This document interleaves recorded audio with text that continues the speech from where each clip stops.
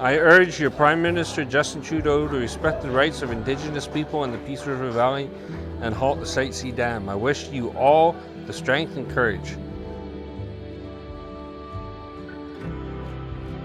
This one says, we wish you and the Indigenous people in the Peace Valley all of the strength in the fight to protect your way of life.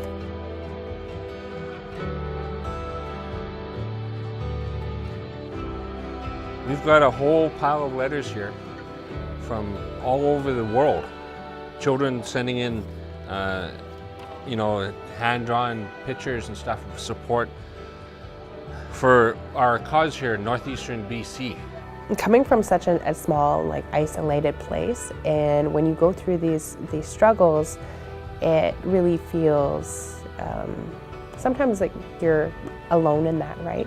But when you realize that there's people taking the time to, do something with some artwork on it and to write a few kind words, and then knowing that they've also urged the Prime Minister to take action on this, it really lifts your spirit and kind of restores that faith in humanity.